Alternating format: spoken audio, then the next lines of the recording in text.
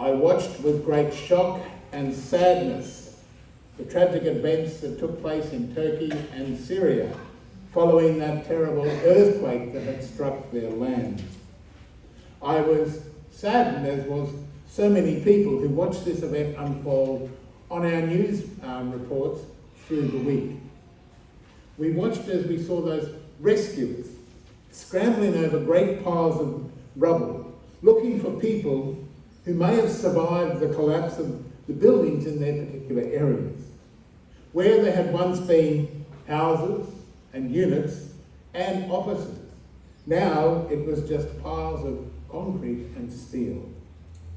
As we watched the news reports each night, we saw people who did indeed survive as they were plucked from the pile of rubble, to the joy and the cheers of the people who were doing as much as they were able to find and save the victims of this tragedy. Throughout these days, the rescuers worked to free the victims. Some people were saved. Some, sadly, have died in the crush. But the rescuers kept going, day after day, and I'm sure into the darkness of the nights. The rescuers searched for survivors. As I watched this unfold in the news each night, I was then struck by something that I found fascinating in the midst of this shock and sadness. Time and again, as the rescuers crawled over all that rubble, they would call for quiet. Stop the machines, they would say. Listen. Even the reporters who had interviewed people around the area, they stopped their actions. They allowed that silence to fall. It was in the midst of that silence, that silent moment, that the rescuers were listening for the slim cries for help coming from the rubble of a building. They stopped, they listened, and then they set about digging again to release the trapped victims beneath that great pile of concrete. Although this event that I had seen on the night news had shown to us what indeed a story it was, I found it interesting that the workers on the streets would go silent so that they could listen and hear the shrill cry of someone, anyone, who may have been trapped in the rubble. As I watched this mission unfold, I thought to myself that it is a little like our own lives. Our world today is also filled with noise, from the machines that make our lives a little bit easier, the motor vehicles that go rushing by, and even the TV, radio, and our electronic devices that fill our lives with noise. It may have been a little like that on the streets of Turkey, where the earthquake had struck and it changed the lives of so many people. Here too, in Turkey, the air was filled with so many noises. People shouting, machines clearing rubble. Even the TV reporters were interviewing people at the scene. Noise, and seemingly more noise.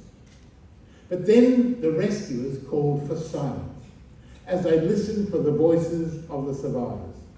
And it was in that silence that the survivors would be found and would be freed from their concrete tomb. I think the same can happen to us as well. Every now and then, it's important for us to find that moment of silence within our own lives. That moment so we too can listen. It can be a great challenge for us to hear those quiet whispers of our God in the sacred moments of our lives, when we are surrounded by so much noise. Like the rescuers at that earthquake site, it's important for us to call for silence, even within our own lives. Call in silence so that we can perhaps hear. Find that moment in the everyday events of our lives, that moment when we can step out of the noise that surrounds us and endeavour to listen. Be open to the quiet whispers of our God. Perhaps like those rescuers in the rubble, it requires a conscious effort for us, in the busyness of our lives, to find that quiet place, to find it for ourselves, and then to decide to listen. To listen to those quiet whispers of God. God who does speak to us in the silent moments of our lives. Somehow, as our world continues to unfold, the noises of life seem to get louder and ever more frequent.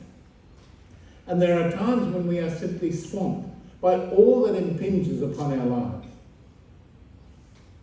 But God still speaks to us. God who breaks into our lives perhaps at those most unexpected of moments. And when that happens, it is important for us to be open, to hear, to listen like a disciple, as the scriptures tell us.